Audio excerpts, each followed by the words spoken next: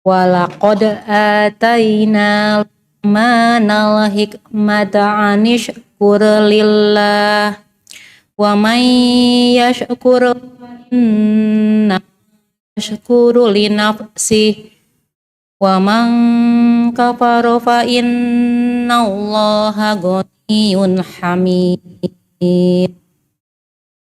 Wa iz qala Luqmanu libnihi ya bunayya la tusyrik billah inna syirka la dhulmun azim. Wa wassayna wa insana biwalidayhi hamalathu ummuhu wahnan ala wahnin wa fisaluhu fi amaini anishkur li wa liwalidayk ilayyal masir. Wa in jahadaka ala an tusyrika bi ma laysa laka bihi ilmun fala tuti'muha wa sahibhuma fid dunya ma'rufa wattabi' sabila man anaba ilai summa ilayya marji'ukum fa unabbi'ukum bima kuntum ta'malun. Ya bunayya innaha in taku misqala habbatin min khardalin fatakun fi sakhratin aw fis samawati aw fil ardi ya'ti bihallah innallaha latifun khabir. Ya bunayya aqimis sholata wa'mur bil ma'rufi wanha 'anil munkari wasbir 'ala ma asabak inna dzalika min azmil umur. Wala tus'ir khaddaka linnasi wala tamshi fil ardi marha innallaha la yuhibbu kulla mukhtalin fakhur. Wa qasid fi masyika waghdud min sautik inna ankaral aswati la sautul hamir. Shadaqallahul azim. Alhamdulillah, dengan dibacakan ayat-ayat tadi yang merupakan kisah tentang Luqman, bisa kita ambil hikmahnya dan nanti mungkin akan dikupas tuntas ya oleh Ibu Ustazah seperti apa sih Luqman itu mengajarkan kita tentang mendidik putra-putri kita sehingga menjadi anak-anak yang soleh-soleha sehingga bisa menghantarkan kita pada surganya Allah ya. Amin ya robbal alamin. Semoga dengan dibacakannya ayat suci tadi bisa menambah keimanan kita ya. Selanjutnya mari kita sambut Ustazah Ai Sulasiah, dipersilakan waktu dan tempat mangga disediakan.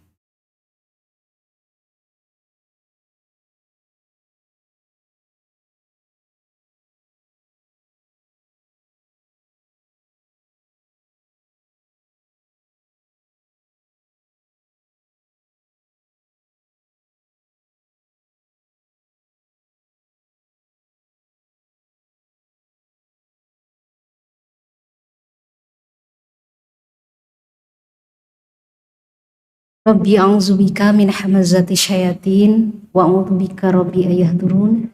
Assalamualaikum warahmatullahi wabarakatuh. Alhamdulillah, la haula wa la quwwata illa billah illa aliyyil azim. Rabbi shrah li sadri wa yassir li amri wahlul 'uqdatam min lisani yafqahu qawli. Qala Allah Ta'ala fil Qur'anil Karim, a'udzu billahi minasyaitonir rajim. Bismillahirrahmanirrahim. Ya ayyuhalladzina amanu Qu anfusakum wa ahlikum nara. Ya ayyuhalladzina amanu ittaqullaha haqqa tuqatihi wa la tamutunna illa wa antum muslimun. Fatazawwadu fa inna khairaz zadi taqwa al-ayah amma ba'du. Alhamdulillah, ibu-ibu yang dirahmati Allah, atas izin Allah hari ini di bulan yang dimuliakan Allah, di tempat yang mudah-mudahan Allah limpahkan karunia dan rahmatnya, kita masih diberikan kenikmatan oleh Allah, kenikmatan iman dan Islam, kenikmatan yang tidak bisa digantikan dengan dunia dan isinya, yang tentunya harus kita syukuri. Alhamdulillah, dengan keimanan yang dimiliki oleh kita, hari ini kita bisa hadir dalam rangka thalabul ilmi di Masjid Siti Khadijah. Mudah-mudahan apa yang sudah kita upayakan, yang sudah kita usahakan sampai hadir di tempat ini, Allah gantikan segalanya dengan pahala yang besar dan dicatat menjadi amal soleh kita kelak di kemudian hari. Amin ya rabbal alamin. Selain nikmat iman dan Islam, tentunya yang harus kita syukuri pada hari ini adalah nikmat sehat jasmani dan rohani, sehingga hari ini kita bisa berkumpul bersama-sama menjalankan tugas kita dalam rangka beribadah kepada Allah. Salah satunya adalah thalabul ilmi, yang mudah-mudahan ilmunya menjadi cahaya bagi kita, menguatkan kita sehingga bisa menjalankan ibadah sesuai dengan apa yang diperintahkan oleh Allah. Amin ya rabbal alamin. Ibu-ibu yang dirahmati Allah, alhamdulillah, saya pertama kali hadir di majelis mushaf Siti Khadijah, di Masjid Siti Khadijah. Satu karunia yang tak terhingga bisa berkenalan dengan ibu-ibu di sini, begitu ya. Hari ini saya mendapatkan tema yang cukup lumayan begitu mendalam, begitu ya. Kalau tidak salah temanya keluarga dalam titian ibadah menuju keberkahan sepanjang masa. Jadi kalau kita lihat dari tema yang ada 3 kunci, kata kunci dari tema ini, begitu. Yang pertama itu kata kuncinya adalah keluarga, ya. Yang kedua kata kuncinya adalah ibadah. Dan ketiga kata kuncinya adalah keberkahan. Jadi insya Allah kita akan mencoba untuk membahas 3 kata kunci ini, begitu ya. Bagaimana keluarga, bagaimana itu ibadah, kemudian bagaimana itu menuju keberkahan sepanjang masa, gitu ya, insya Allah. Bismillahirrahmanirrahim. Kita mulai dengan kata kunci yang pertama adalah ibadah, ya, begitu. Yang pertama kita mengetahui bahwa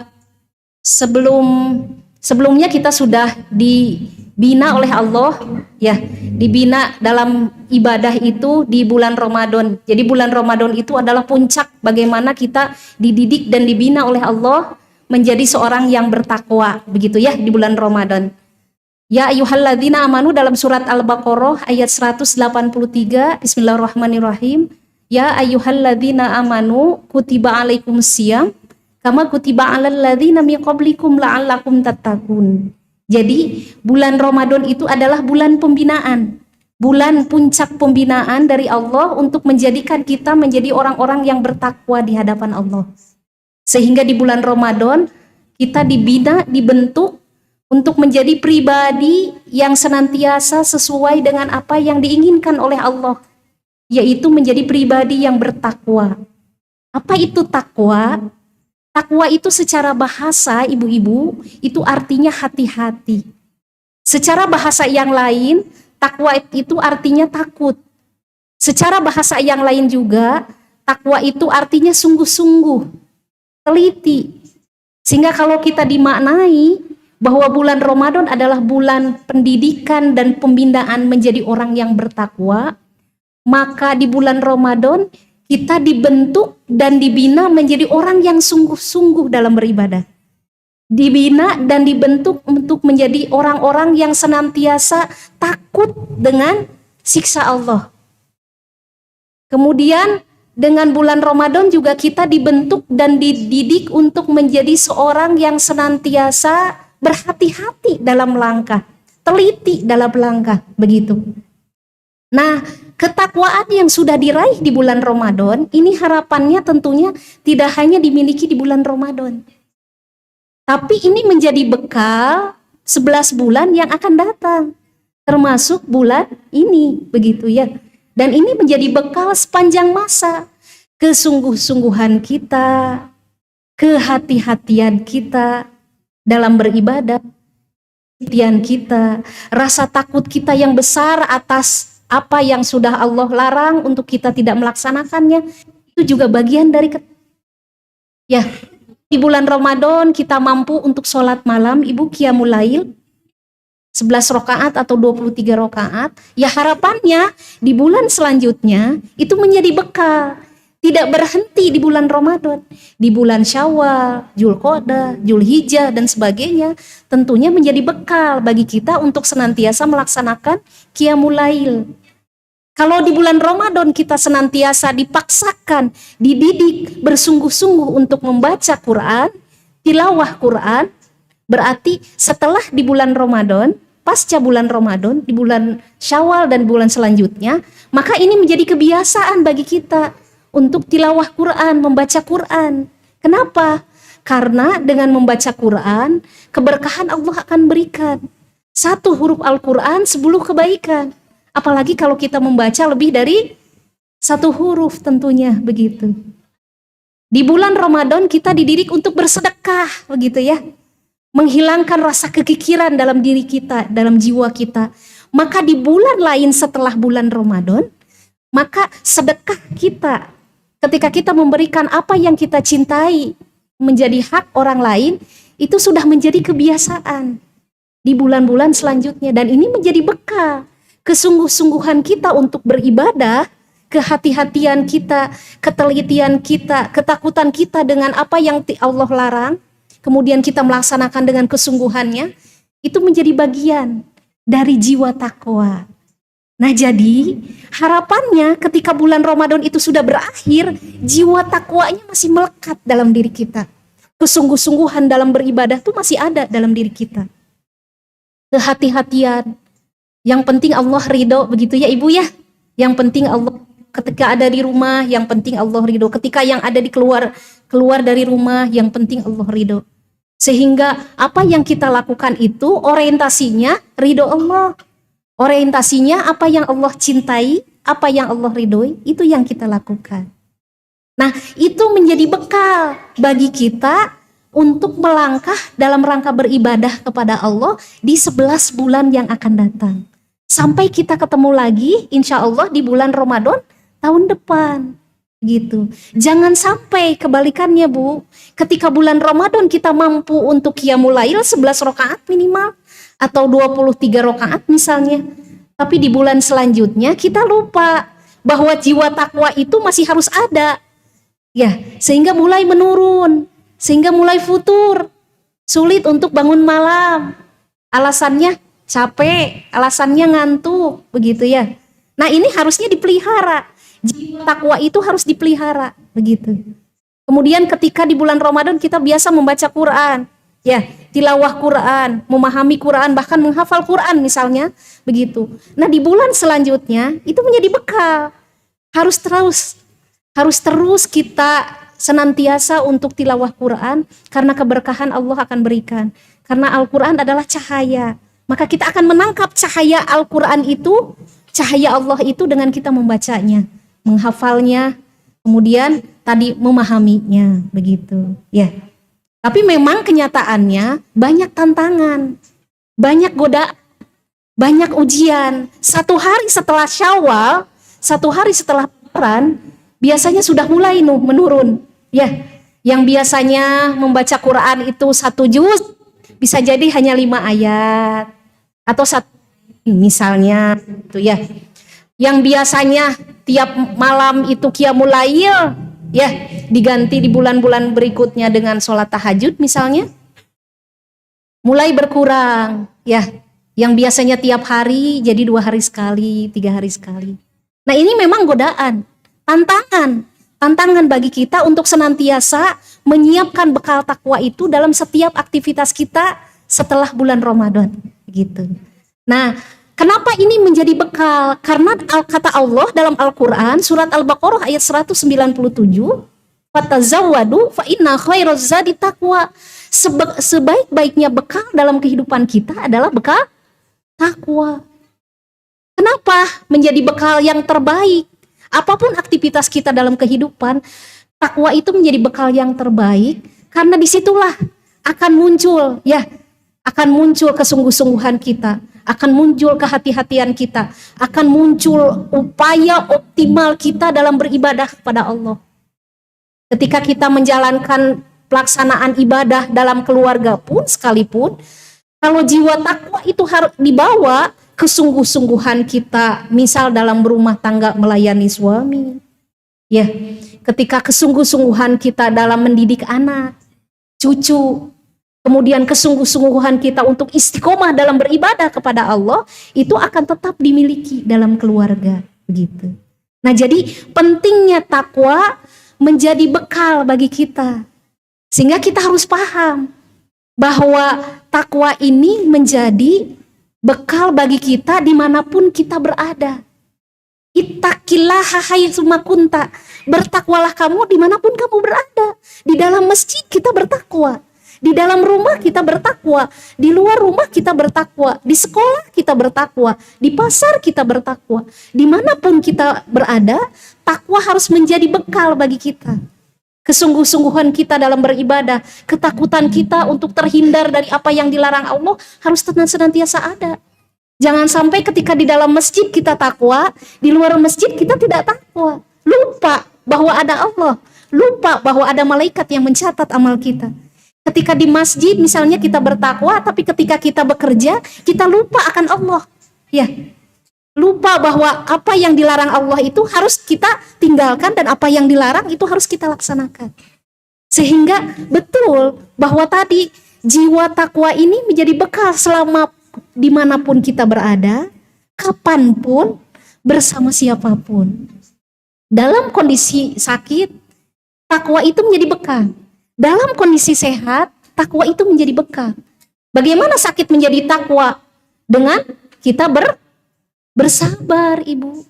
Ya, kenapa? Karena dengan sakit Allah akan gugurkan dosa kita. Allah akan gugurkan dosa kita, itu menjadi kifarat dosa kita, sehingga kita kembali kepada Allah dalam keadaan bersih.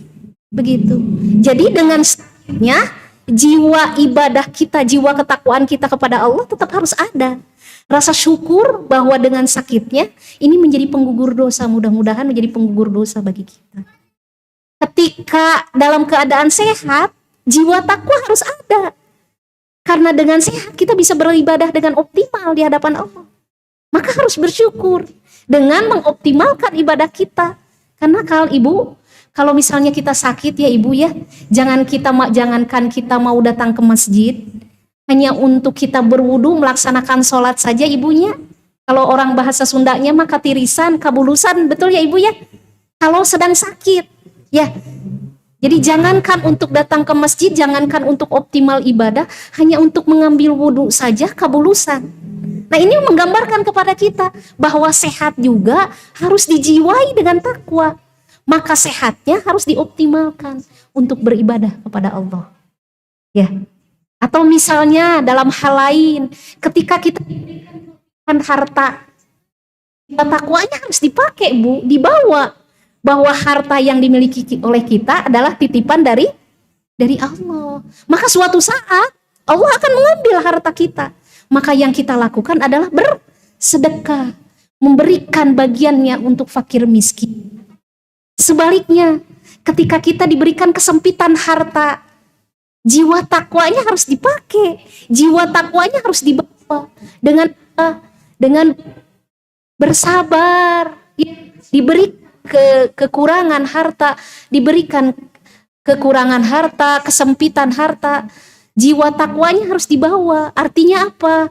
Disikapi dengan rasa sabar bahwa Allah sedang menguji kita, begitu ya. Maka ketika kita memberikan tadi dengan kesabaran kita, maka Allah akan memberikan pahala kepada kita dengan kesabarannya. Allah memberikan pahala kita tanpa batas. Jadi ibu-ibu yang dirahmati Allah, di poin yang pertama, berbicara ibadah, yang kita lakukan saat ini adalah bagaimana hasil dari pembinaan di bulan Ramadan itu, ya, yang tadi hasilnya adalah jiwa takwa, ya, orang-orang yang bertakwa, generasi-generasi takwa, maka hal sepanjang masa. Maka bulan Ramadan adalah bulan pembinaan sepanjang masa. Karena hasilnya dari takwa itu akan menjadi bekal. Sadar apapun, dimanapun kita berada. Dalam kondisi sakit, sehat, dalam kondisi kita berlebih harta, berkurang harta, atau dalam kondisi kita sedang lapang, sedang tidak ada masalah, sedang henang-hening, orang Sunda, ya. Kita tetap harus bertakwa, bersyukur atas karunia yang sudah Allah berikan. Ketika kita diberikan masalah, diberikan kesempitan, diuji dengan berbagai macam musibah, maka jiwa takwa harus tetap dimiliki oleh diri kita. Insya Allah, ibadah kita terus meningkat. Maka bulan Syawal, bulan Dzulqa'dah, bulan Dzulhijjah nanti yang akan kita hadapi nanti, ini menjadi bulan yang akan menaik gitu ya. Naik ibadahnya, terus naik. Karena jiwa takwanya terus akan dibawa sepanjang masa sampai kita ketemu lagi insya Allah di bulan Ramadan tahun depan. Bisa dipahami Ibu? Betapa bekal takwa itu menjadi baiknya kata Allah. Menjadi bekal yang akan membuat kita selamat di dunia dan di akhirat. Menjadi bekal dimanapun kita berada, dalam kondisi apapun, kemudian bersama siapapun, bekal takwa itu menjadi penyelamat bagi diri kita. Sehingga ibadahnya senantiasa akan meningkat. Baik sendiri ketika sendiri maupun ketika berada di keluarga. Poin yang pertama tentang ibadah. Maka ibadah kuncinya adalah takwa. Dan takwanya sudah kita bina di bulan Ramadan dan kita tinggal bagaimana mempertahankan ketakwaan itu menjadi bekal ibadah kita. Itu yang pertama Ibu, kata kunci dari ibadah. Kemudian yang kedua, kata kuncinya adalah keluarga. Nah, sebelum kita masuk ke pembahasan mengenai keluarga, maka dalam proses ibadah pasti ada tantangan ya Ibu ya. Pasti ada godaan. Satu hari setelah bulan Ramadan saja, satu hari setelah bulan Syawal, sudah lebaran, itu kita kadang sudah lupa begitu ya, bahwa jiwa takwa itu bekal. Tantangannya apa? Tantangannya futur Ibu. Tantangannya melemah. Ya. Saum sudah mulai hoream. Ya, karena banyak gangguan, kue masih banyak. Tukang dagang mulai berjualan begitu ya. Di mana-mana sudah banyak makanan, sopi banyak. Tinggal klik kita bisa makan. Jadi ini satu tantangan bagi kita ketika bekal takwa itu dalam rangka beribadah itu akan terganggu. Dari mulai saum misalnya terganggu. Atau dari mulai yang lain selain saum misalnya ketika kita tadi belajar untuk membaca Quran. Belajar membaca Quran yang awalnya kita bisa satu hari, one day, one juz. Sekarang mulai berkurang karena kesibukan. Lagi, sudah mulai beraktivitas lagi sehingga membaca Quran menjadi waktu sisa. Gitu. Misal, atau contoh yang lain, ketika bulan itu dibiasakan kita sholat berjamaah bersama keluarga Ibu. Ya, ketika setelah bulan Ramadan, bulan Syawal mulai beraktivitas, punya kesibukan masing-masing, maka sholat berjamaahnya mulai berkurang. Padahal di sholat berjamaah itu pahalanya tuh lebih Bu, pahalanya tuh 27 derajat. Maksudnya pahalanya akan berlipat ketika kita menjalankan sholat berjamaah dibanding sholat munfarid, sholat sendiri. Nah ketika sudah bulan Ramadan, bulan Syawal, itu mulai sibuk. Sehingga berkurang waktunya untuk bersolat berjamaah dengan keluarga. Ya. Atau dalam hal lain misalnya dalam hal harta misalnya. Ketika bulan Ramadan itu kita senantiasa setiap hari kita bersedekah. Bahkan dalam sedekah subuh kita cari orang yang bisa menerima sedekah kita. Kita mencari infak sedekah yang orang bisa menerima infak sedekah kita. Ketika di setelah bulan Ramadan itu tantangannya, semua orang sudah beraktivitas, semua orang punya kebutuhan, maka ketika bersedekah mulai berpikir, nih gimana nih buat makan sehari-hari, gimana nih untuk itu, untuk uang sekolah dan sebagainya. Sehingga mulai tantangan, cobaan, hambatan untuk tetap bertakwa di hadapan Allah dalam menjalankan ibadah tuh pasti keganggu. Mulai berkurang. Ya. Terasa tidak, Bu? Terasa tidak, Bu? Terasa. Nah, kalau di bulan Ramadan itu menjadi puncaknya ibadah, maka di bulan Syawal itu harusnya tetap dipertahankan itu teh. Nah, tapi kan godaan dan cobaan itu mau tidak mau akan dihadapi oleh kita. Makanya dalam hadis Bukhari, Ibu ya, dalam hadis Bukhari itu dikatakan bahwa ada dua kenikmatan yang kadang umat Islam, kadang umatku kata Rasulullah sering melupakannya, sering terlena dengan kenikmatan itu. Apa kenikmatan yang sering dilupakan? Satu, waktu sehat. Yang kedua, waktu luang. Ya. Jadi dua kenikmatan kata Rasul, ya, di hadis Bukhari nomor 5933 dan nomor 6412 dikatakan bahwa ada dua kenikmatan yang kadang umat tuh tertipu dengan kedua kenikmatan ini. Apa kenikmatan itu? Kenikmatan yang pertama adalah kenikmatan sehat. Yang kedua adalah kenikmatan waktu luang. Jadi kadang kata Rasul, umat tuh lupa, tertipu dengan kesehatan dan waktu luangnya. Ketika sehat lupa untuk beribadah kepada Allah.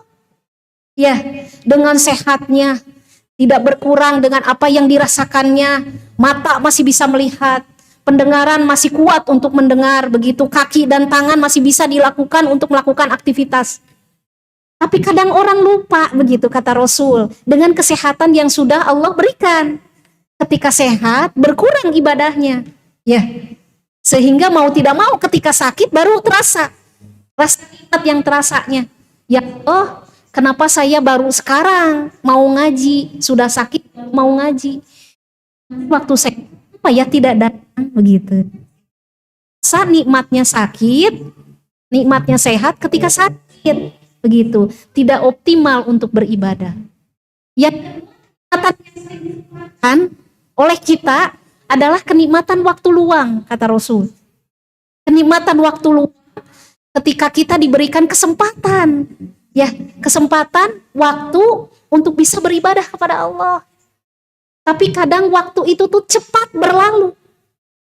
Tidak terasa, pagi sudah pagi lagi. Senin sudah Senin lagi. Minggu sudah minggu lagi. Bulan kemarin baru Januari, sekarang sudah Mei. Ya, kemarin Ramadan, sekarang sudah mau Zulhijjah, Ibu.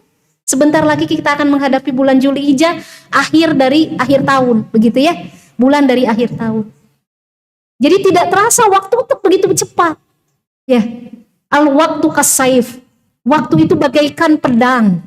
Ketika kita tidak mampu untuk menggunakan waktu itu, maka akan menebas leher sendiri. Artinya kita akan rugi ketika kita tidak bisa memanfaatkan waktu.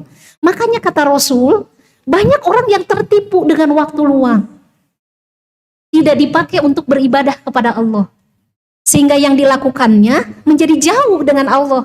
Ketika waktunya sudah sempit, waktunya sudah sempit, sudah tidak ada lagi waktu, baru kita ingat kepada Allah. Dan itu yang kadang melenakan, kadang lupa bahwa apa yang menjadi karunia kenikmatan yang harus disyukuri salah satunya ada kelapangan waktu. Hanya Allah bersyukur dengan waktu. Ya, wal asri. Sesungguhnya Allah bersumpah dengan waktu demi waktu. Aku bersumpah demi waktu. Innal insana khusrin. Sesungguhnya manusia itu berada dalam kerugian. Rugi kalau dia tidak. Ya. Nah jadi Rasulullah mengatakan bahwa banyak orang terlena dengan waktu luang. Kemudian kita tahu di surat Al-Asr dikatakan bahwa Allah bersumpah dengan waktu. Ya, oleh sebab itu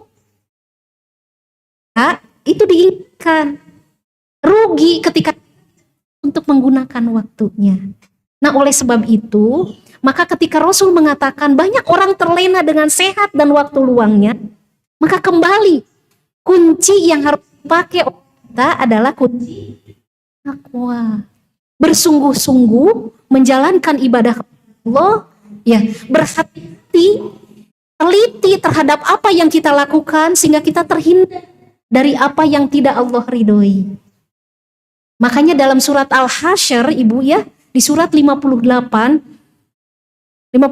ayat 18 dikatakan, ya ayyuhalladzina amanu wal tanzur nafsum ma qaddamat ligot.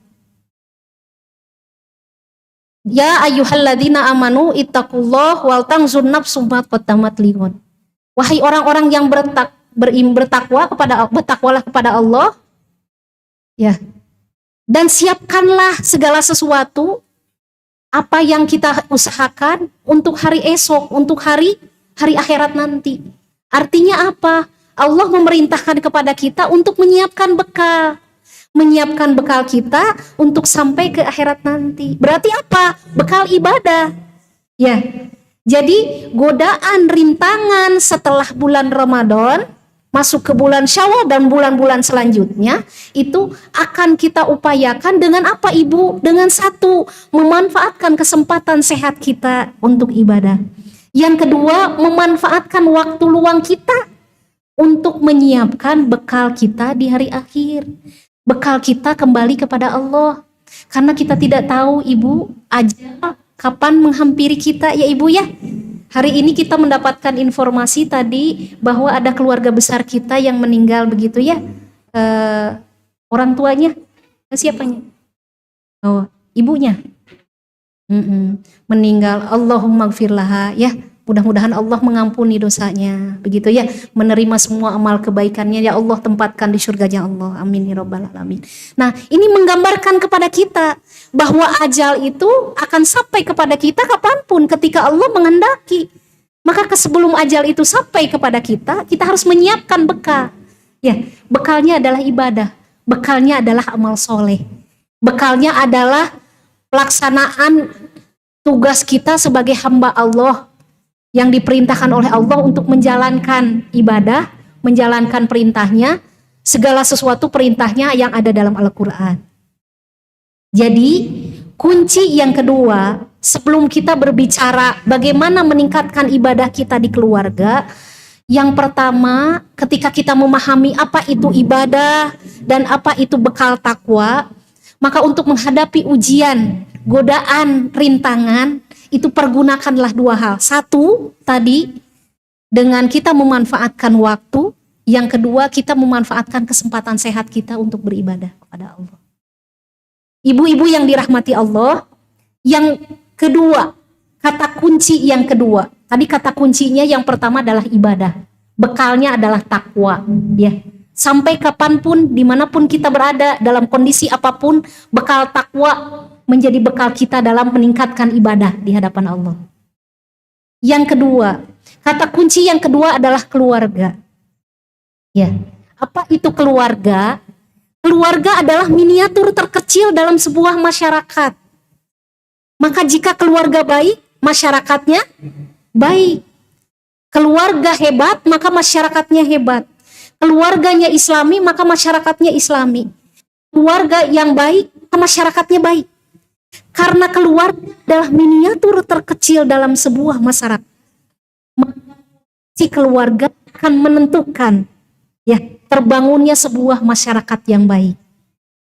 Maka jika keluarganya hancur, masyarakatnya hancur. Dan keluarga itu paling menentukan kehancuran keluarga. Siapa itu? Dia adalah ibu-ibunya. Karena ibu-ibu adalah tiang negara, Ibu. Kalau tiangnya hancur, maka bangunannya hancur. Kalau ibunya hancur, keluarganya hancur. Kalau ibunya hancur, generasinya hancur.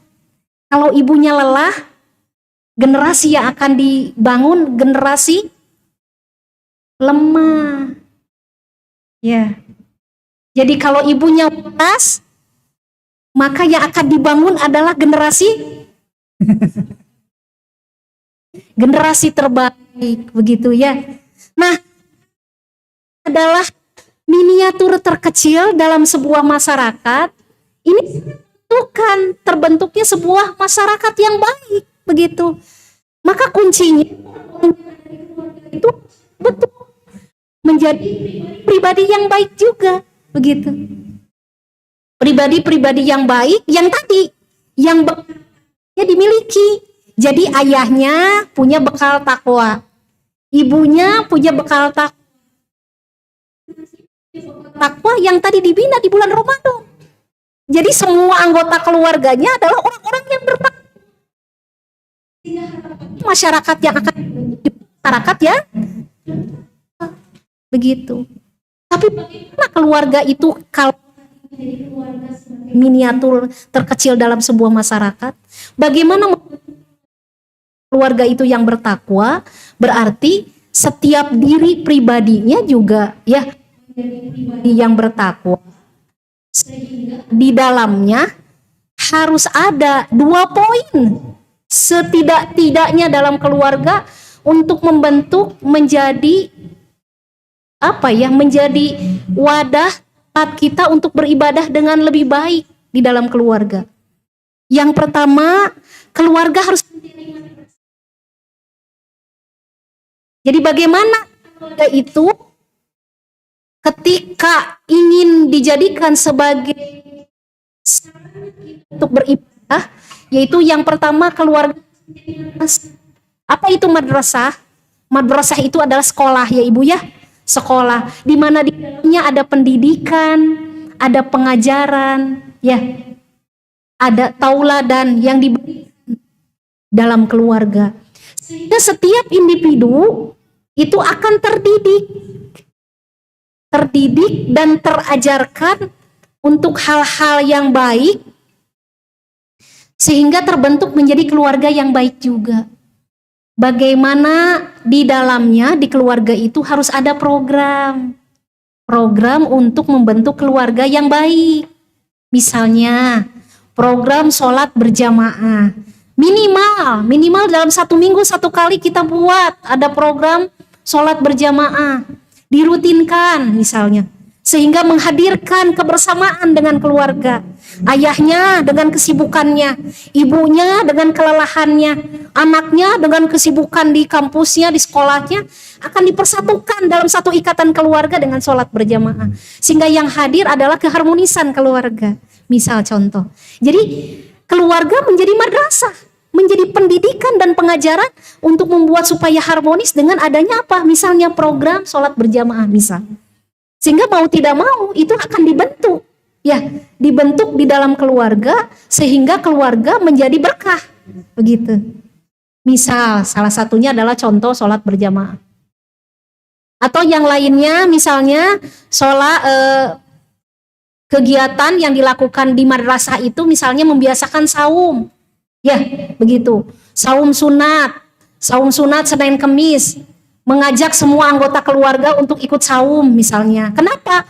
Karena di saum Ibu akan dibentuk pribadi-pribadi yang mampu menahan hawa nafsu, tidak pemarah, punya akhlak yang baik, tidak pembohong.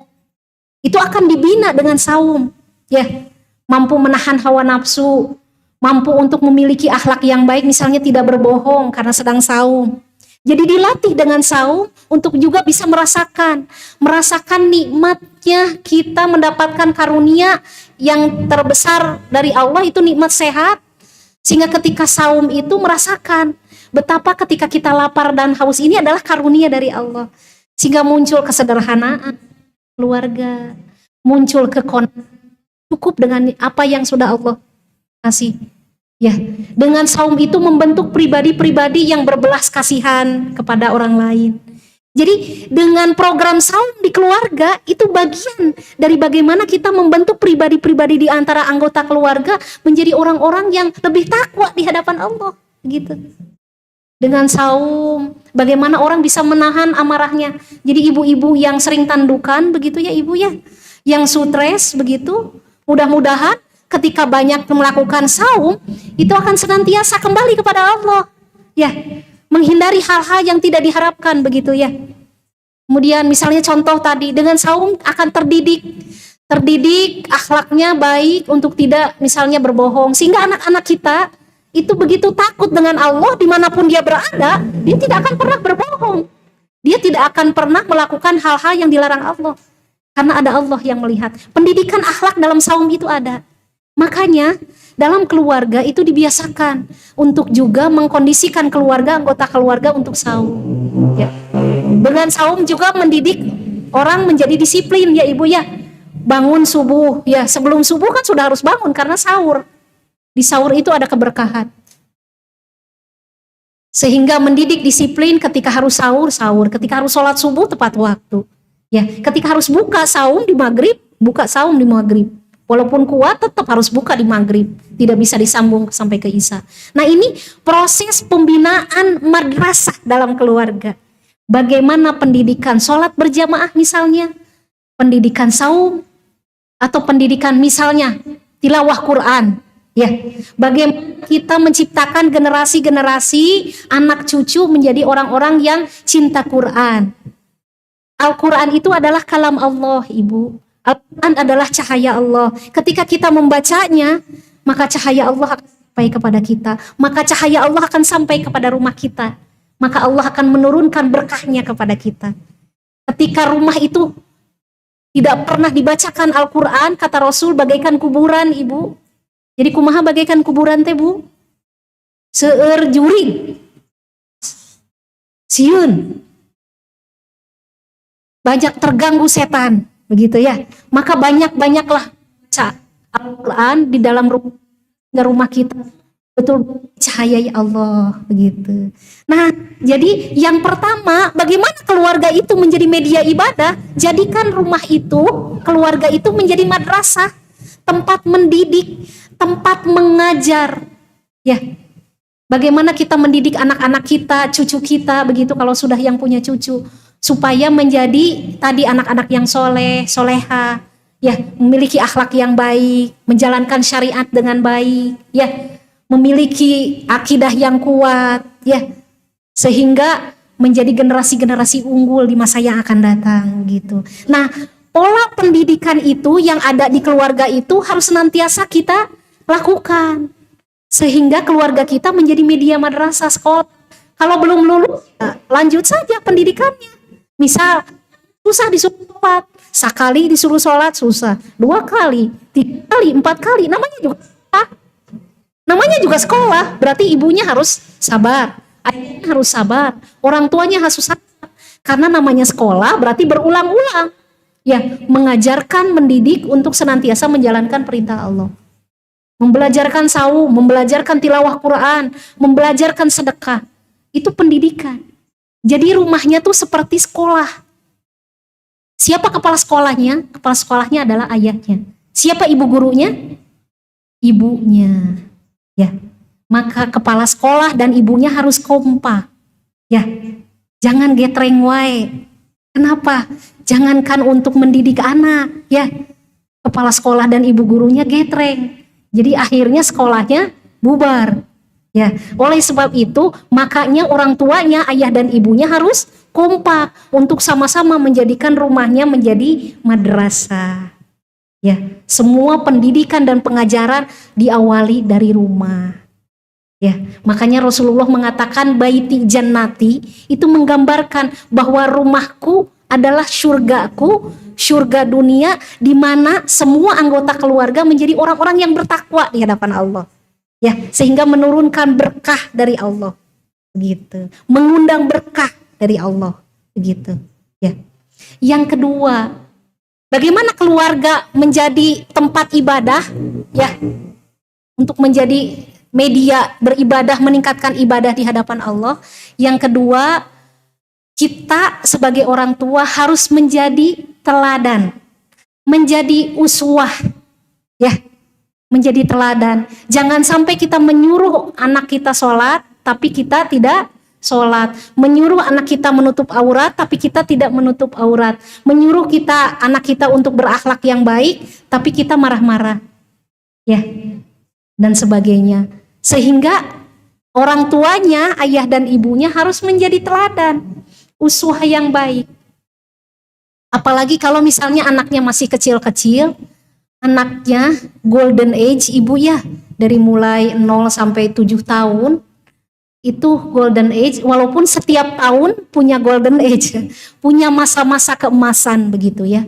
Hanya kalau dilihat 0 sampai 7 tahun itu dalam pola pendidikan anak itu bagaimana menjadi peniru yang ulung ya. Jadi tertawanya ibunya akan diikuti oleh anaknya. Baudna, serina, marah-marahnya, senyumnya, semuanya akan diikuti oleh anaknya.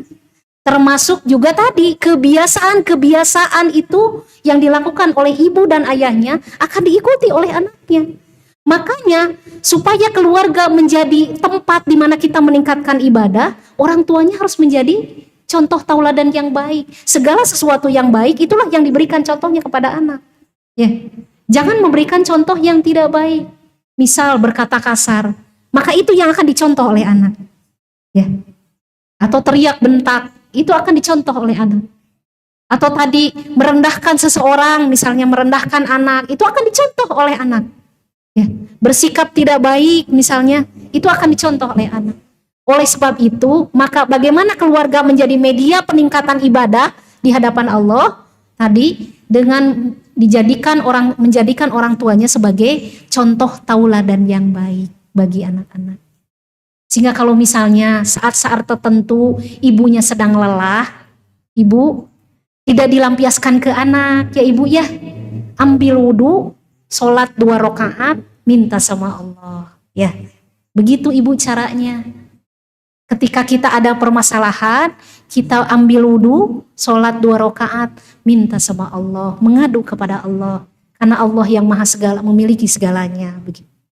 Tidak dilampiaskan kepada anak, tidak diperlihatkan kepada anak.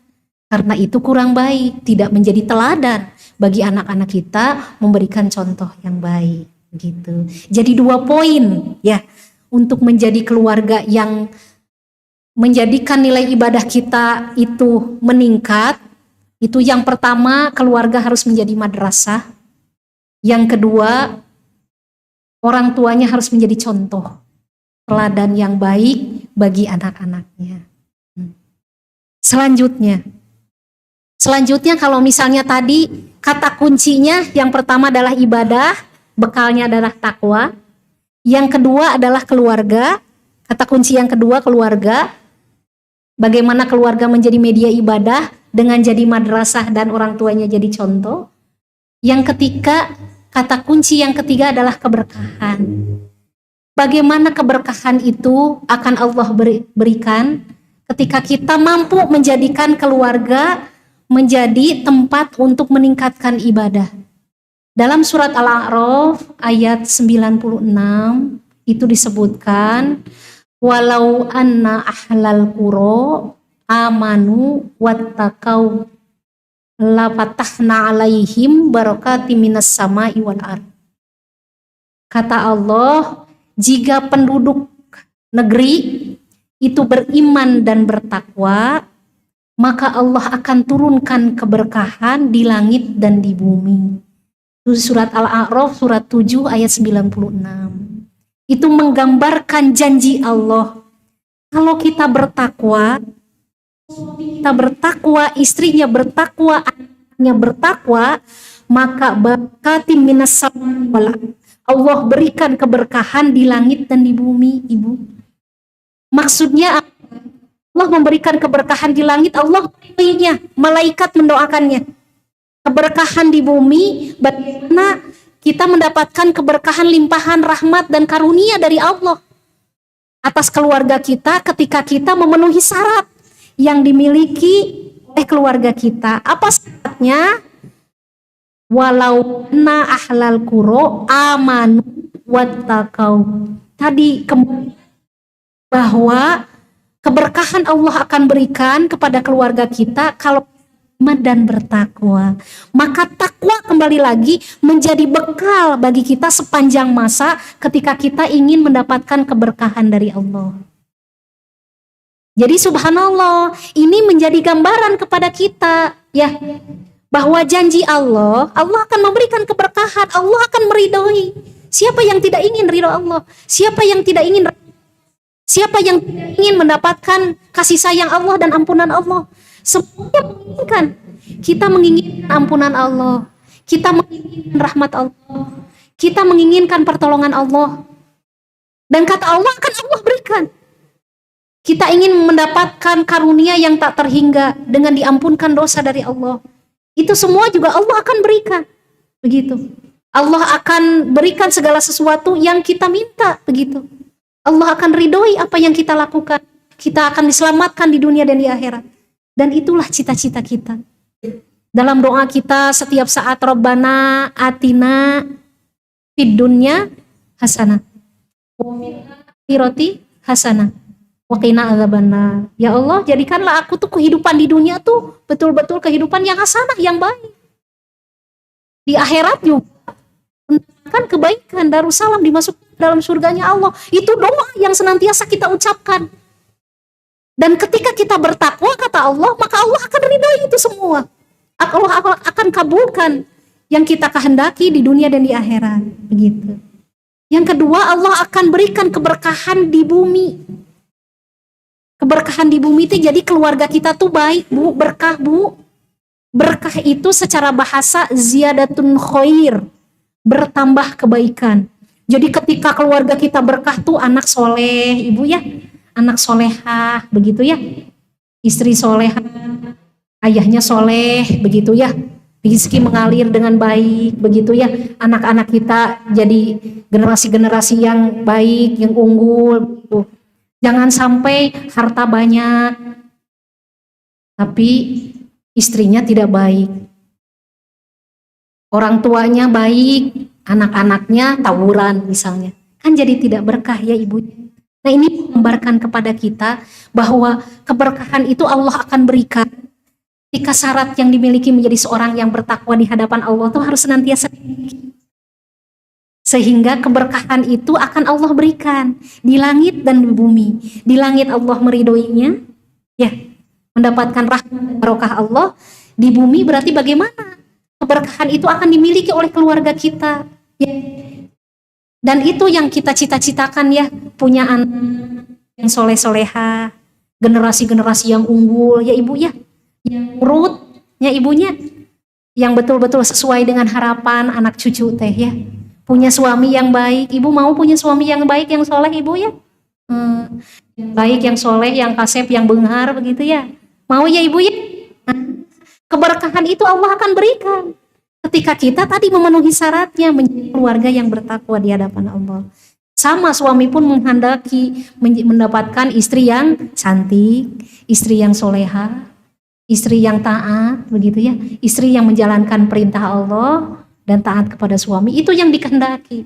Nah subhanallah, kata Allah dalam surat Al-A'raf ayat 96, maka Allah akan berikan keberkahan di langit dan bumi, termasuk juga keluarga kita di dunia akan mendapatkan keberkahan, bertambah kebaikannya dengan adanya anak bertambah soleh ayah dan ibunya, ya, anaknya pun bertambah soleh dengan bertumbuh kembangnya dia memahami kebenaran Islam, semakin bertambah soleh dan solehahnya dia, begitu, sehingga keberkahannya akan didapatkan di keluarga. Nah karena ini adalah janji Allah adalah benar, maka jika memenuhi semua, maka Allah akan berikan keberkahan. Tapi syaratnya satu Ibu, amanu wattaqau, beriman dan bertakwa di hadapan Allah. Maka kembali lagi ke yang tadi, bagaimana ibadah kita meningkat, bekal takwanya harus dibawa. Kesungguh-sungguhan kita dalam beribadah kepada Allah, kehati-hatian kita dalam menjalankan perintah Allah, ya, ketelitian, ketakutan kita untuk terhindar dari apa yang dimurkai Allah, itu harus senantiasa ada dalam diri kita, dimanapun kita berada dalam kondisi apapun. Dan itu suasana itu harus disuasanakan dalam keluarga kita menjadi sebuah madrasah, begitu. Nah jadi intinya ketika kita memahami ibadah dengan dibekali takwa, selanjutnya ketakwaan itu dimiliki di keluarga kita, semua anggota keluarga kita bertakwa, maka Allah akan turunkan keberkahan. 3 kata kunci ibadah dengan takwanya, keluarga dengan madrasahnya, ya, keberkahan di langit dan bumi Allah akan berikan, begitu. Subhanallah, Masya Allah. Ibu-ibu yang dirahmati Allah, selanjutnya sedikit memberikan gambaran bagaimana keluarga yang takwa. Mudah-mudahan ini inspirasi. Banyak keluarga yang Allah ceritakan dalam Al-Quran, ya, keluarga yang bertakwa. Salah satu keluarga yang diceritakan oleh Allah dan adalah keluarga Nabi Ibrahim, Siti Hajar, dan Nabi Ismail. Yang sering kita tahu dan dengar sejarahnya ketika mulai bulan Zulhijjah, ya Ibu ya, itu menyembelih hewan. Bagaimana kisah inspirasi kita, kisah Nabi Ibrahim, Siti Hajar, dan Nabi Ismail itu menceritakan menjadi keluarga yang bertakwa. Buktinya ketika suatu saat Nabi Ibrahim mendapatkan wahyu dari Allah, ketika diperintah untuk menyembelih anaknya, begitu Nabi Ismail, yang kala itu masih berumur kurang lebih dalam sejarah itu 10 tahun, artinya sudah bisa diajak berbicara, sudah bisa diajak berpikir, sudah bisa diajak menganalisa. Kemudian Nabi Ibrahim mengatakan kepada Nabi Ismail, "Wahai anakku, aku diperintahkan," karena Nabi Ibrahim pada saat itu adalah seorang nabi dan rasul, ya Ibu ya, yang mendapatkan wahyu dari Allah untuk menyembelih Nabi Ismail. Pun sesungguhnya itu adalah ujian bagi Nabi Ibrahim. Allah menguji dengan memerintahkan untuk menyembelih Nabi Ibrahim. Kemudian Nabi Ibrahim mengatakan, "Wahai anakku, aku diperintahkan, aku bermimpi, diperintahkan oleh Allah untuk menyembelihmu." Begitu. Dan ini diabadikan Ibu dalam Al-Quran ya. Dari mulai As-Saffat, dari Quran surat As-Saffat ayat 99 sampai 112 itu diabadikan dalam Al-Quran. Bagaimana Nabi Ibrahim beserta Nabi Ismail. Ya, "Wahai anakku, aku bermimpi diperintahkan untuk menyembelihmu," begitu ya. Bagaimana pendapatmu? Begitu. Apa jawaban Nabi Ibrahim? Diabadikan dalam Al-Quran surat As-Saffat ayat 102 ya. Di situ disebutkan, "Ya abati, wahai ayahku, if'al ma tu'mar." Lakukanlah jika memang itu adalah perintah Allah. "Satajiduni insyaallah minas sabirin." Mudah-mudahan aku termasuk orang-orang yang sabar. Jadi kebayang ya, seorang anak seorang nabi dan rasul diperintahkan untuk disembelih, yang pada saat itu Nabi Ismail sudah lama tidak bertemu dengan Nabi Ibrahim. Tiba-tiba bertemu, diperintahkan untuk menyembelih Nabi Ismail. Tapi apa jawaban Nabi Ismail? "Wahai ayahku, jika memang itu adalah perintah Allah, maka lakukanlah. Mudah-mudahan aku termasuk orang-orang yang sabar." Luar biasa jawaban seorang anak umur 10 tahun ketika diperintahkan oleh Allah untuk menjalankan perintah Allah. Pertanyaannya, siapa yang mendidik Ismail? Siapa yang mendidik Ismail, Ibu?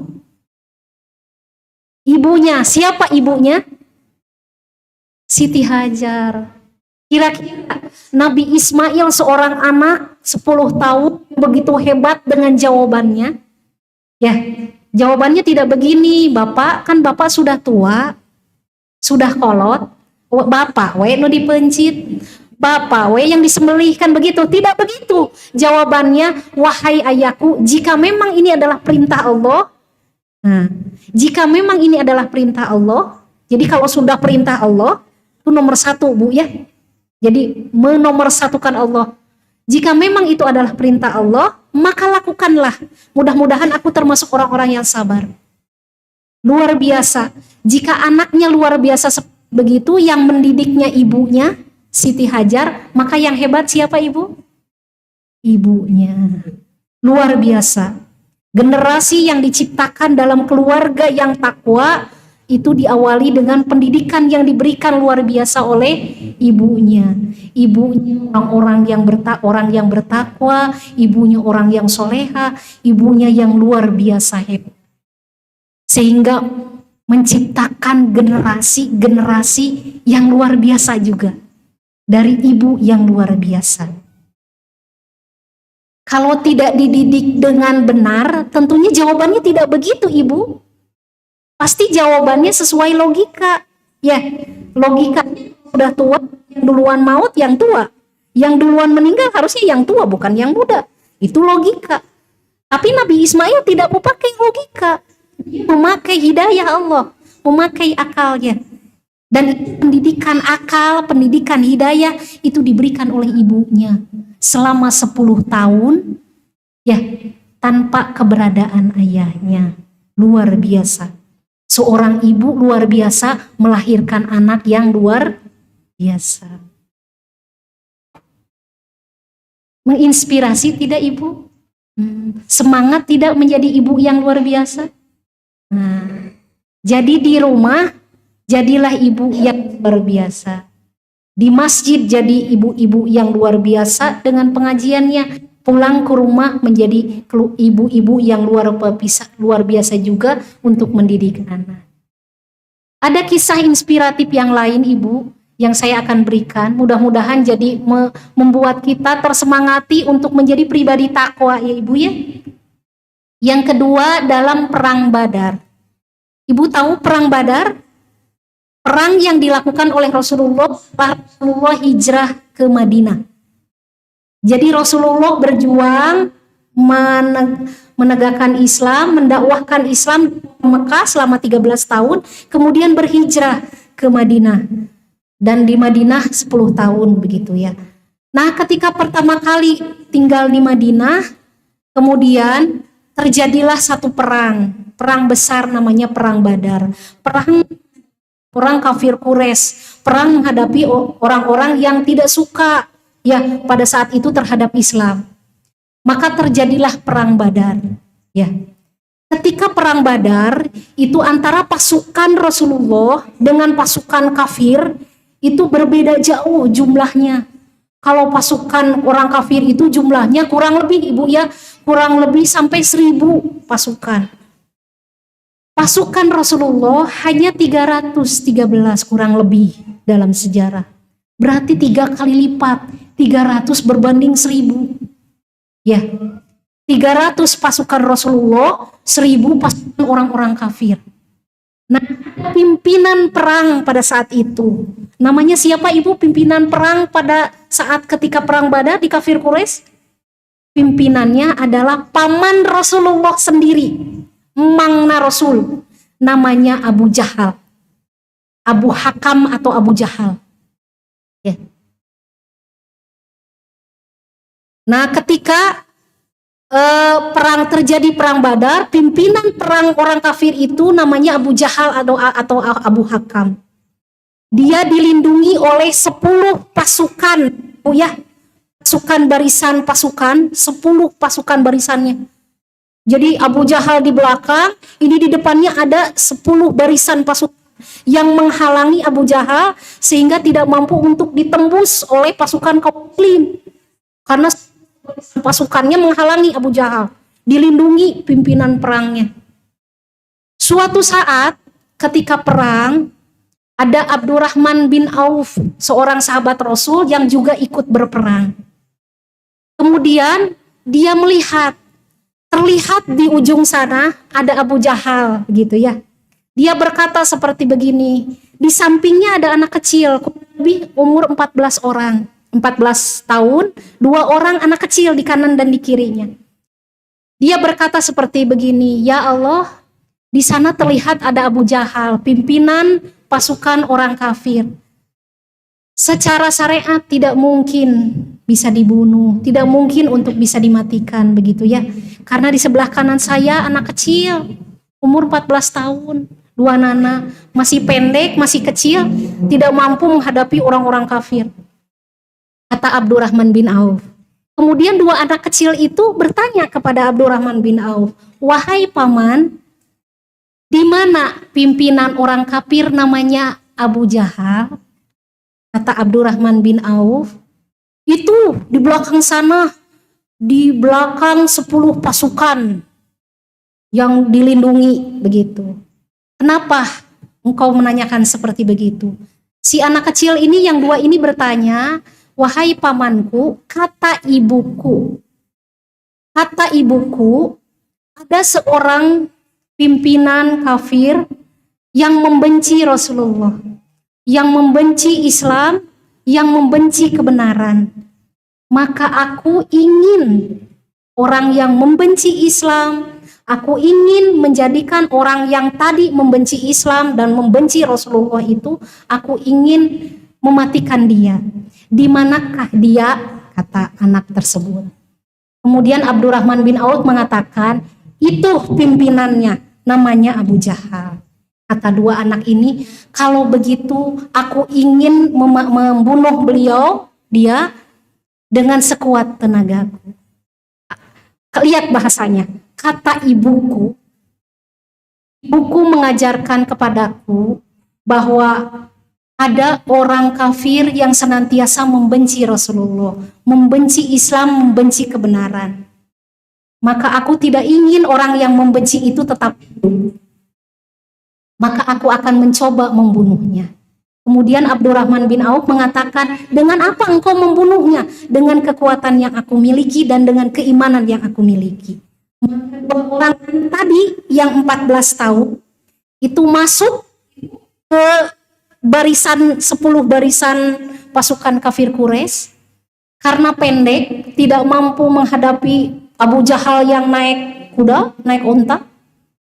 Maka caranya dengan menebas kaki kuda yang ditumpangi Abu Jahal, ditengkas, akhirnya kudanya jatuh. Kemudian kaki Abu Jahalnya ditebas juga, sehingga Abu Jahalnya juga jatuh. Sehingga tidak mampu lagi untuk berlari Abu Jahal. Kemudian setelah itu Abu Jahal sudah terkapar, tidak mampu, sampai akhirnya meninggal dunia ya oleh Abdullah bin Mas'ud. Nah, dalam sejarah dikatakan dua pemuda ini ya yang tidak banyak diceritakan dalam sejarah, itu dididik oleh ibunya, yang tidak juga diceritakan dalam sejarah, tidak viral dalam sejarah, tapi mampu mendidik anak-anak menjadi anak-anak yang soleh, yang hebat, yang mampu untuk membela Islam. Anak tersebut adalah yang satu namanya atau Muawiz, yang kedua namanya Auf bin Afra. Dan ini tidak diceritakan banyak dalam sejarah, dua pemuda yang membunuh pasukan orang kafir, yaitu Abu Jahal. Dia mengatakan, kata ibuku. Jadi ini anak tuh hebat. Dididik oleh siapa ibu? Dididik oleh ibunya. Anak ini hebat yang pada akhirnya gugur masuk surga. Ya bu ya, dua-duanya gugur masuk surga menjadi syahid. Anaknya hebat, dididik oleh ibunya. Jadi yang hebat ibunya. Luar biasa. Boleh nanti dilihat dalam sejarah.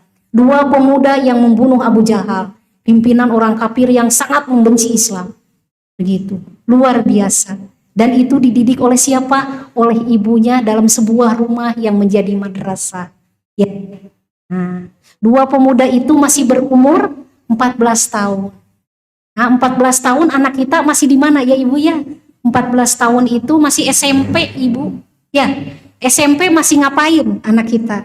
Nah, kalau Auf sudah masuk ke medan perang ibu ya untuk membela Islam. Kalau tadi Ismail 10 tahun sudah siap untuk disembelih oleh Nabi Ibrahim. Dan itu semua dididik oleh ibunya. Dan ibunya berarti ibu yang luar biasa. Dan kita pun mampu menjadi ibu yang luar biasa dalam sebuah keluarga, menjadi sebuah madrasah. Begitu. Ada kisah satu lagi yang menginspirasi. Ini kisah Anas bin Malik, ibu. Anas bin Malik, tahu ibu? Pernah dengar Anas bin Malik? Anas bin Malik itu ahli hadis, perawi hadis, ribuan hadis itu dikeluarkan. Luar biasa kecerdasannya. Jadi dari mulai sejak kecil itu sudah terlihat kecerdasan Anas bin Malik itu. Dia pandai membaca, menulis, kemudian hafalannya kuat, ya pendengarannya kuat. Sehingga ketika seseorang mengatakan sesuatu dia untuk merekam cepat, ya, kemudian menuliskan. Maka ketika kecerdasan itu yang dimiliki oleh Anas bin Malik, kelebihan, kemudian kemuliaan yang diberikan oleh Allah kepada Anas bin Malik itu dilihat oleh ibunya, maka umur 10 tahun, ibu, 10 tahun TSD, ibu, umur 10 tahun, maka datang kepada Rasul. Ya Rasulullah, aku tidak mampu untuk memberikan apapun kepadamu dan kepada Islam. Apa yang saya bisa berikan? Saya tidak mampu, saya orang miskin begitu ya. Saya tidak mampu memiliki apa-apa. Saya tidak mampu memberikan apa-apa kepada Islam dan kepadamu ya Rasulullah. Tapi saya punya anak yang dengan kecerdasannya yang luar biasa, maka jadikanlah dia pelayanmu. Ya, sehingga pada saat itu disambut oleh Rasulullah, dididik oleh Rasulullah 10 tahun menjadi pelayan Rasul, ya, yang mengeluarkan ribuan hadis, yang dipanjangkan umurnya sampai lebih dari 100 tahun, ya, luar biasa. Tapi apa ya, sesuatu yang bisa kita ambilnya bukan Anas bin Maliknya, tapi bagaimana ibunya mampu untuk melihat potensi begitu ya. Jadi seorang ibu tuh mampu untuk melihat potensi yang ada dalam diri anaknya. Ya anak nate resep naon, anak nate bisa apa, punya kelebihan apa, sukanya apa, itu tuh dibaca oleh ibunya. Nama ibunya adalah Ummu Sulaim, ibunya Anas bin Malik. Dia pandai untuk melihat kemampuan, kecerdasan, bakat dan minat anaknya begitu. Sehingga melihat bahwa anaknya tuh punya potensi yang besar. Maka dia serahkan kepada Rasul untuk menjadi orang-orang yang mampu untuk membantu perjuangan Islam. Nah, jadi apa pelajarannya? Pelajarannya, seorang ibu juga harus mampu melihat minat dan bakat dari anak-anak. Dilihat sukanya apa, minatnya apa, bakatnya apa, kelebihannya apa. Sehingga disalurkan sesuai dengan minat dan bakat. Sehingga bermanfaat buat umat Islam begitu ya, bermanfaat untuk masa depan yang akan datang, bermanfaat untuk orang banyak begitu. Jangan sampai seorang ibu itu tidak mampu melihat minat dan bakat begitu ya, tidak hati, tidak teliti apa yang dimiliki oleh anak-anaknya. Ummu Sulaim itu sangat jeli melihat kemampuan minat dan seorang anaknya begitu ya, sampai pada akhirnya melihat kemampuan yang luar biasa anak saya yang luar biasa, maka dia serahkan kepada Rasul untuk menjadi orang-orang yang mampu untuk bermanfaat di masa yang akan datang menjadi ahli surga gitu ya. Nah, pelajaran buat kita berarti bagaimana kita sebagai orang tua mampu melihat kemampuan, bakat dan minat anak-anak ya.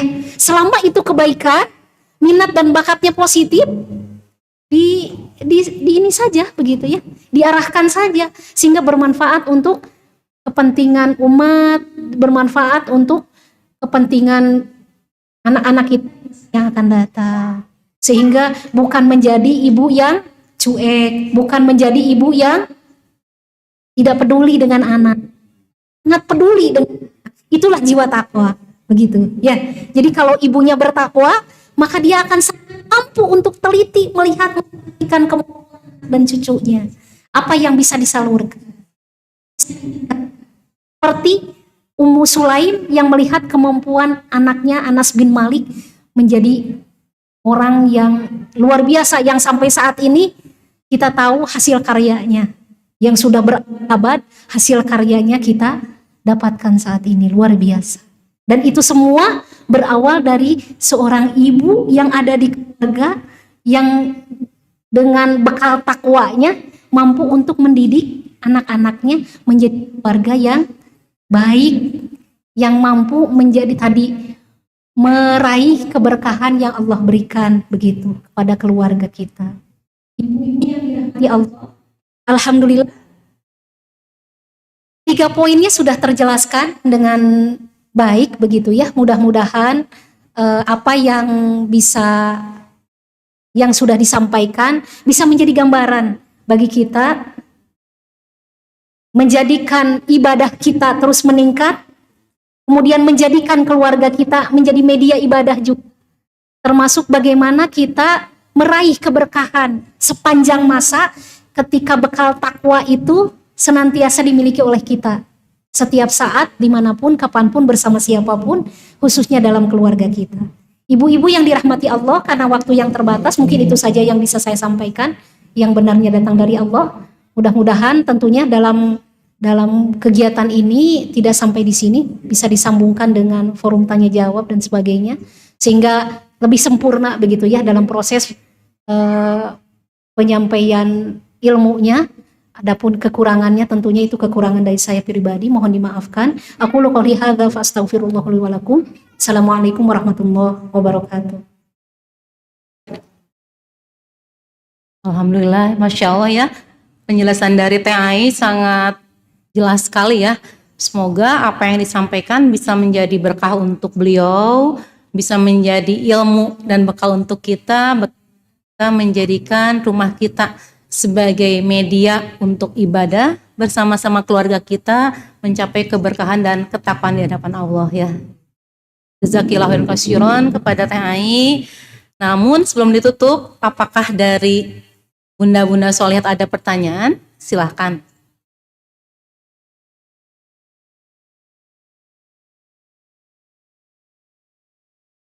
Kemik ya. Bu Is, dia mau bertanyakan sekarang mah ibu yang sibuk lah cari uang. Terus lingkungan tersebut di rumah, ya begitulah. Jadi anak itu tidak bisa disalurkan bagaimana caranya. Soal lingkungan ibu gak begitu. Ibunya sibuk, bapaknya sibuk, anaknya juga sekolah, bangun juga susah itu. Jadi gimana caranya? Harus mendidik masa dipukul kan nggak mungkin. Itu anaknya baru SD, SMP, masih kecil-kecil. Begitu Pak Ustadz, Bu Ustadz. Hatur nuhun ya. Waalaikumsalam. Satu-satu aja Teh ya. Iya. Jadi ini ada pertanyaan, katanya ibunya sibuk cari uang. Bapaknya juga sibuk, kemudian anaknya sibuk juga. Sekolah juga ya. Anaknya sekolah sehingga kurang terperhatikan. Bagaimana caranya begitu ya, supaya anak-anak kita tetap terdidik begitu ya. Yang pertama tentunya kewajiban mendidik itu adalah kewajiban dari orang tua. Ya ayyuhalladzina amanu qu anfusakum wa naro. Jadi wahai orang-orang yang beriman, jagalah diri dan keluargamu dari siksa api neraka. Dalam surat At-Tahrim ayat 6. Jadi ini menggambarkan kepada kita kewajiban untuk mendidik anak adalah kewajiban dari orang tua. Maka orang tuanya harus punya pemahaman yang benar tentang kewajiban mendidik anak. Sehingga oleh sebab itu mengupayakan untuk bisa mendidik anak dengan sebaik-baiknya. Karena tanggung jawabnya tidak hanya di dunia tetapi sampai di akhirat. Kalau melihat dari ayat tadi, ku anfusakum wa ahlikum naro, jagalah dirimu dan keluargamu. Jadi punya kewajiban untuk menyelamatkan juga anak-anak kita karena keluarga kita dari siksa api neraka. Berarti bagaimana menjadikan keluarga kita menjadi ahli surga dan terhindar dari ahli neraka. Berarti harus dibina, dididik menjadi ahli surga. Makanya orang tuanya berusaha untuk membuat program pendidikan ahli surga supaya terhindar dari ahli neraka. Bagaimana program pendidikan ahli surga? Tentunya menyesuaikan dengan keluarga masing-masing. Tetapi ibu bapaknya tentunya orang tuanya punya kewajiban untuk masing-masing melaksanakan tugas pendidikan tadi. Dengan apa? Karena tadi misalnya orang tuanya, ayahnya sibuk, ibunya sibuk, tapi tentunya ketika kembali ke rumah, bagaimana menyiapkan waktu, quality time, menyiapkan waktu bersama keluarga, termasuk juga dengan anak. Jangan sampai anak-anak kehilangan figur. Jadi figurnya tuh bukan ayah, figurnya bukan ibunya. Bisa jadi figurnya tuh temannya, sahabatnya atau siapapun yang dia sedang ingin menjadikan teladan yang baik, tetapi tidak dijumpai di orang tuanya, di ayah dan ibunya. Oleh sebab itu, menurut hemat saya yang pertama memang harus kembali lagi memahami pendidikan anak itu kembali kepada orang tuanya, karena kewajiban orang tua untuk mendidik anak menjadi ahli surga sehingga dari siksa api neraka. Yang kedua, harus membuat program atau kegiatan untuk bisa dekat dengan anak, ada quality time, ada waktu yang bisa dimanfaatkan kebersamaan dengan anak. Tidak harus lama, tidak harus panjang, tapi berkualitas. Kalau anak yang masih kecil berarti kan diberikan kehangatan, diberikan pelukan, diingatkan curhatnya begitu dan sebagainya. Ketika sudah agak besar remaja begitu ya, berarti bagaimana membantu untuk problem solving, membantu untuk menyelesaikan masalah-masalah tugasnya, PR atau masalah-masalah yang sedang dia dihadapi. Misalnya ketika sudah besar anaknya, sudah kuliah, sudah mahasiswa, berarti bagaimana menjadi dengan anak-anak, menjadi teman, menjadi sahabat untuk sama-sama bisa melaksanakan tadi, menjalankan tugas-tugas ya, tugasnya misalnya tugas-tugas sekolah dan sebagainya. Quality time, waktu yang baik itu sangat dibutuhkan. Tidak harus panjang, tidak harus lama, tapi betul-betul berkualitas. Jadi bagaimana manajemen waktu dari orang tua untuk bisa membuat waktu itu bisa bermanfaat. Walaupun waktu sisa, tapi mudah-mudahan bisa dimanfaatkan. Yang kedua, tentunya orang tua harus sangat paham betul tentang pendidikan anak. Ya, ini adalah kewajiban. Tentunya harapannya kalau misalnya paham tentang kewajiban, akan mengupayakan untuk berdiskusi antara ayah dan ibunya apa yang terbaik untuk anaknya, begitu. Jadi mudah-mudahan dengan manajemen waktu yang baik dari orang tuanya, itu akan menyelesaikan permasalahan tanda kutip, menyelesaikan masalah kenakalan remaja begitu. Mungkin itu saja Ibu yang bisa disampaikan barangkali.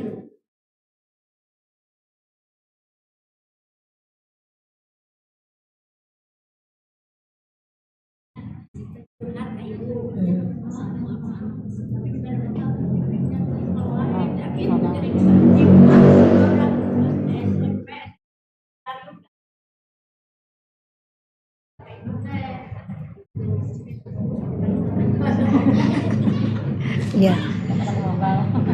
Jadi mohon. Ya. Yang kedua, bagaimana supaya anak-anak kita tadi ya menjadi anak-anak yang baik? Tentunya itu yang pertama Ibu harus didoakan, ya, didoakan supaya anak kita menjadi anak-anak yang soleh, ya. Salah satu doanya ada di surat Al-Furqan ayat 74, Rabbana belana min azwazina wa dzurriyyatina qurrata ayun waj'alna lil muttaqina imama. Mudah-mudahan ini doa ini yang senantiasa kita dawamkan, ini menjadi doa yang menembus arasy-Nya Allah, sehingga anak-anak kita menjadi anak-anak yang soleha. Ya Allah, jadikanlah anak dan keturunanku zuriat menjadi anak-anak yang soleh, ya, dan menjadi pemimpin bagi orang yang bertakwa. Atau kalau doanya terlalu panjang, bisa dipondokan ibunya, Rabbi habli minas solihin, Rabbi habli minas solihin, ya. Itu didawamkan juga doa buat anak kita supaya menjadi anak-anak yang soleh. Mudah-mudahan dibantu dengan doa dari orang tua itu mustajab. Banyaklah berdoa sehingga anak-anak kita insya Allah atas hidayah Allah itu tadi menjadi anak-anak yang soleh dan soleha. Kumaha tuh tadi sekolah dan sebagainya. Mudah-mudahan hakikat kita berusaha berdoa kepada Allah, ya, dengan doa tadi, doa yang panjang maupun yang pendek-pendeknya. Mudah-mudahan secara syariat tentunya kita harus memberikan wejangan, tausiah, perlahan dengan kasih sayang supaya anak-anak kita tadi ya menjadi anak-anak yang soleh, ya, mengikuti aturan yang ada, juga sekolah karena ilmu bermanfaat, termasuk cucu-cucu. Karena kalau lihat kita dari doa, Robbana hablana min azwazina wa zuriyat. Jadi zuriat itu anak cucu dan keturunan. Jadi doanya teh luas. Doanya teh panjang. Ya Allah, jadikanlah zuriat. Zuriat itu anak, cucu, dan keturunan. Jadi semua yang ada di keturunan kita menjadi anak-anak yang soleha.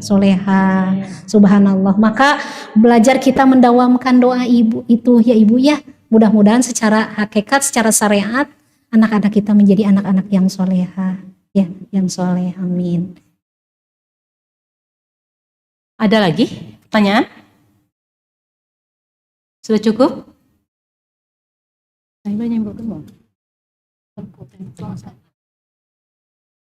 Kalau tidak ada pertanyaan, sedikit ya saya simpulkan dari kajian kita kali ini. Tadi dijelaskan oleh TAI bahwa ada 3 poin ya. Yang pertama itu adalah ibadah. Kata kuncinya apa ibadah itu? Takwa. Poin yang kedua, keluarga. Poin ketiga, keberkahan. Sehingga bagaimana keluarga bisa menjadi tadi ya, menjadi tempat untuk meningkatkan nilai ketakwaan kita melalui ibadah-ibadah yang kita lakukan.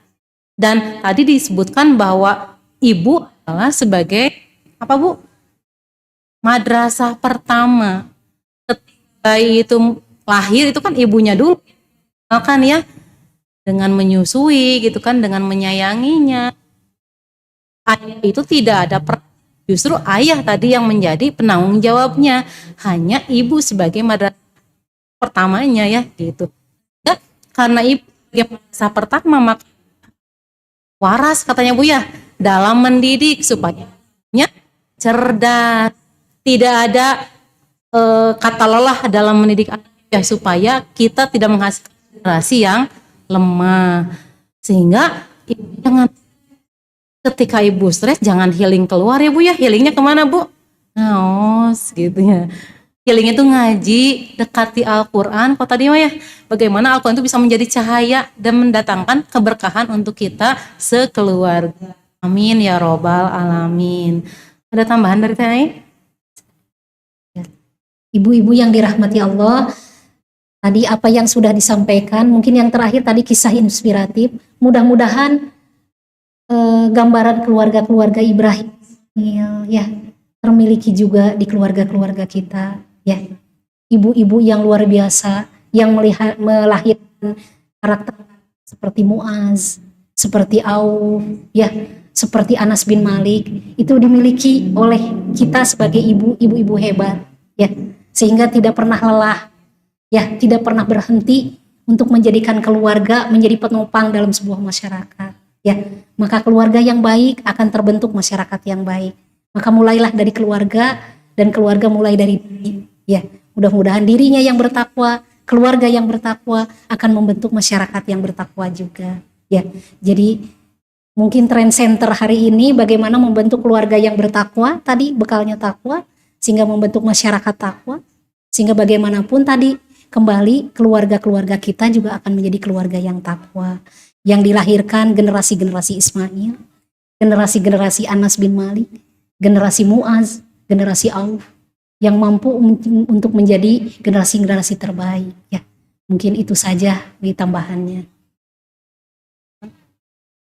Dia harus menjadi ibu yang luar, yang ibu biasa di luar ya Bu ya.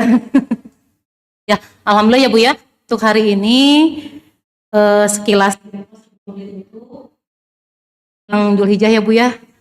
Kalau biasanya di Mushaf itu biasanya suka kita ada katakanlah panitianya. Nah hari ini memang sebagian itu ada yang memang sudah mempersiapkan untuk kurban.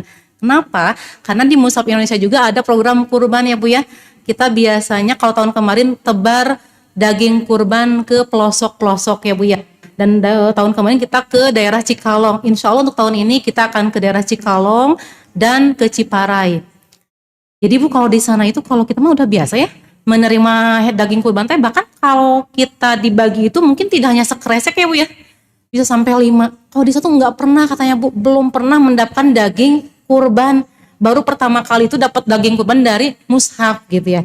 Nah makanya nanti kalau misalkan ibu-ibu mau bersedekah ikutan tebar kurban, bisa ya Bu ya. Informasinya akan di share di grup ya Bu Ai ya. Nanti ada di share di grup mushaf.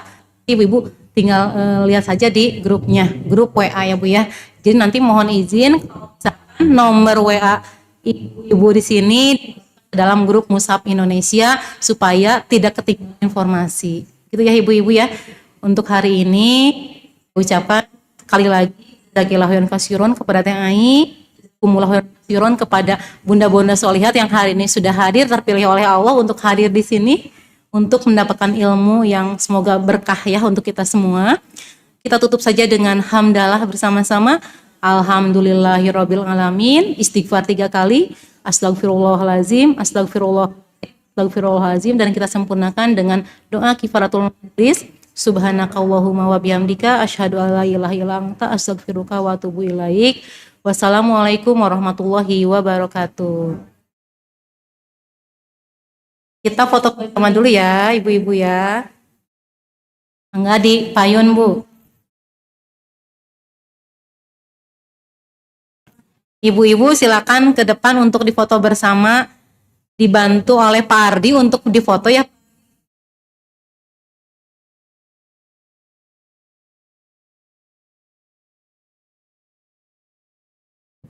Ini Bu.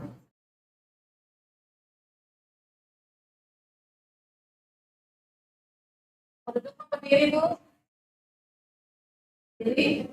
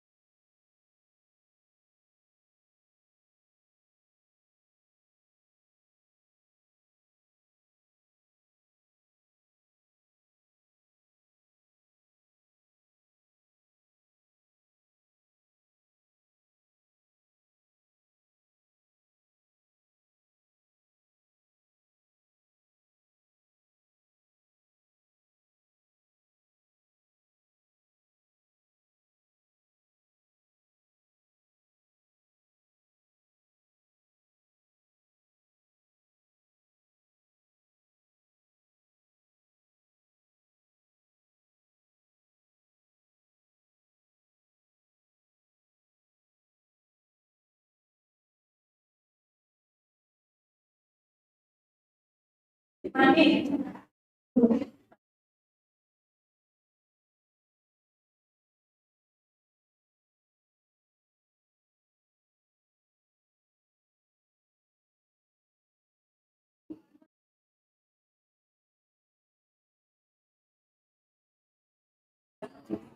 Tapi sapi